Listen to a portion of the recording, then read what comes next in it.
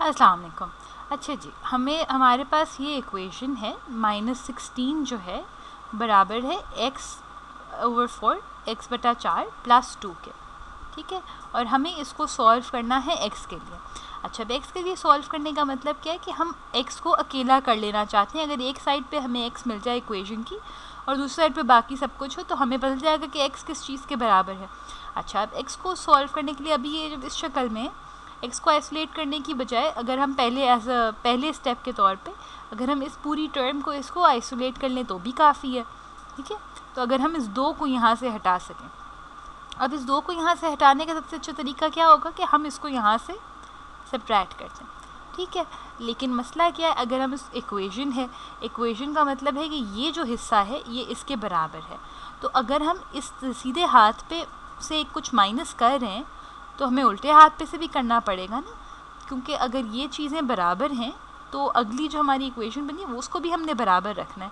तो जब आप एक तरफ से कुछ निकालें अगर दूसरी तरफ से भी उतना ही निकाल दें तो दोनों चीज़ें बराबर रहती हैं ना, ठीक है। तो अगर हमने ये कर दिया तो हमारे पास क्या आ गया, -16 और मैं उसमें से 2 और निकालें तो ये -18 हो गया।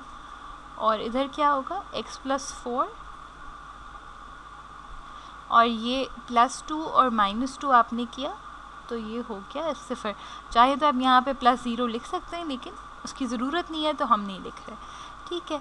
अच्छा, अगली चीज़ अब आप क्या करें, अब आपको x चाहिए और यहाँ पे x जो है डिवाइड हो रहा है 4 से, तो अगर आप इसको 4 से ज़र्ब दे दें, रंग बदल देंगे, अगर आप 4 से ज़र्ब दे दें तो ये कैंसिल हो जाएगा, ये भी गायब हो जाएगा, खाली x बच जाएगा।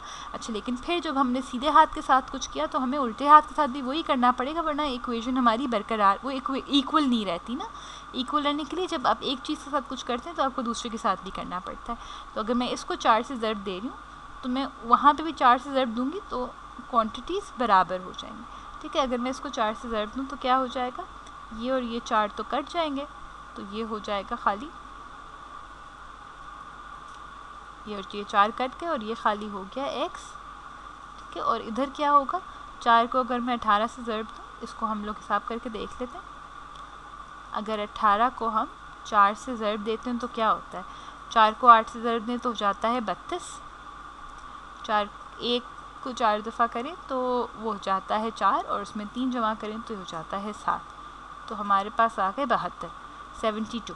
और लेकिन चूँकि 18 नेगेटिव था तो यहाँ पे क्या होगा, यहाँ पे -72 आ जाएगा, ठीक है,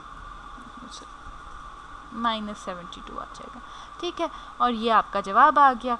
अगर आप इसको x को उल्टे हाथ पे करके लिखना चाहें तो ये आपका जवाब आ गया, x हो गया -72, ठीक है। और अगर आप इसको चेक करना चाहें तो आप क्या कर सकते हैं, आप वापस इक्वेशन के अंदर इसको डाल के देख लें।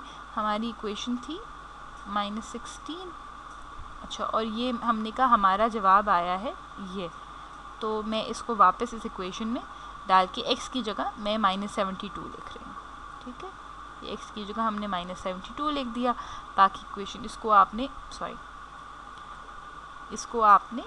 4 से तकसीम किया था और 2 जमा किए थे इसमें, ठीक है। ये पूरी इक्वेशन बस मैंने x को रिप्लेस कर दिया, ठीक है। अब क्या होगा, ये हमें पता है कि ये क्या होता है, ये हमने यहाँ से हमें पता है कि ये हो जाता है 18, तो हमारी इक्वेशन हो गई -18 और इधर हमारे पास इसमें 2 जमा किया था और हमने कहा कि ये होना चाहिए -16 के बराबर। तो जो अगर आप -18 और उसमें आप 2 जमा कर दें तो क्या हो जाता है, ये हो जाता है -16, ठीक है। और ये -16 के बराबर ही है, तो आपने कहा कि इक्वेशन जो है ये आपने जो वैल्यू डाली थी इस इक्वेशन ठीक रही, सीधे हाथ वाली साइड उल्टे हाथ वाली के बराबर रही, और इस तरह आपने कहा ये हमारा ये जवाब ठीक है।